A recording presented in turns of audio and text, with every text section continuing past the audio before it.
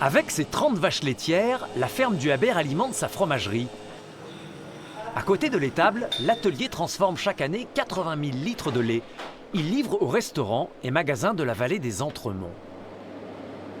Ça m'a appris les yaourts, les fromages blancs, tout quoi. Tu connaissais rien? Non, je connaissais rien en fait. La fromagerie sait faire preuve d'innovation. Il y a 4 ans, elle a inventé le bleu de Chartreuse. Une fierté pour ses 11 ouvriers et leurs moniteurs. Car l'atelier délivre une véritable formation professionnelle. Quand ils arrivent ici, de toute façon, personne ne sait faire du fromage, ni des fromages blancs. Donc petit à petit, suivant les capacités, on leur apprend à faire tout ça, quoi. Ils arrivent à avoir un vrai métier.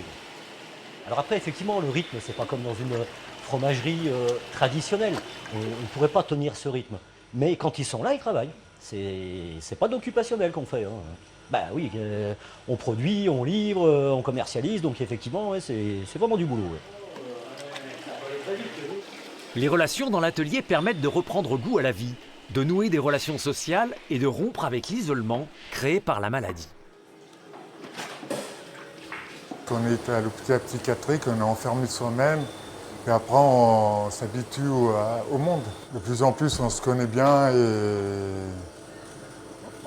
on fait des blagues. Surtout Jean-Pierre, les 3/4 du temps. Changement de décor, nous sommes dans la vallée, à Apremont. 6 mois dans l'année, le Habert propose des prestations de services en viticulture. Je vais chercher le travail donc pour l'atelier, je le chiffre, j'accompagne aussi les personnes, donc je le fais faire par les personnes que j'accompagne, on le fait ensemble puisque c'est un travail d'équipe. Et puis il y a aussi tout l'aspect social, donc moi j'accompagne des personnes dans leurs projets professionnels, leurs projets, j'essaye aussi dans leur projet de vie.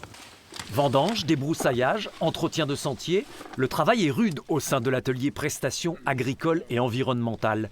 Pour Laurent, c'est une forme de renaissance après l'arrêt de son traitement qui a provoqué une rechute de la maladie et l'a conduit en hôpital psychiatrique. Dans la maladie, on est un peu incompris, mais après en travaillant, ça nous aide et du coup on est bien, quoi. Ça m'a permis de développer des capacités que je ne connaissais pas, quoi, d'avoir plus d'endurance au travail. Et puis au début, on a un peu mal, mais après au final, on est content de ce qu'on a fait, quoi. Même s'il n'y a pas de durée limite au séjour au Habert, l'établissement encourage les projets d'évolution vers le milieu ordinaire. Titulaire d'un BTS, c'est une idée qui trotte dans la tête de Laurent. J'ai de la chance d'être un des rares élus qui peut aller en milieu ordinaire, je pense. Donc c'est mon projet. Mais je ne sais pas si je reprendrai les études ou si je continuerai dans la vigne, en milieu ordinaire. Mais pour que l'atelier accompagne les personnes vers plus d'autonomie, le Habert doit trouver des clients. Cet agriculteur fait appel à l'ESAT depuis 20 ans.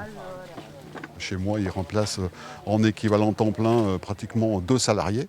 Donc c'est gagnant pour moi, gagnant pour eux. Et puis derrière, effectivement, le milieu associatif, l'économie sociale et solidaire, la réinsertion. Je pense qu'on est vraiment dans un système vertueux et qui est intéressant pour tout le monde. À Entremont-le-Vieux, l'ESAT est un acteur économique important. Il participe avec ses salariés et ses ouvriers au dynamisme de la petite commune de 650 habitants. D'autant plus qu'il gère le seul restaurant du village. C'est ce que nous verrons prochainement.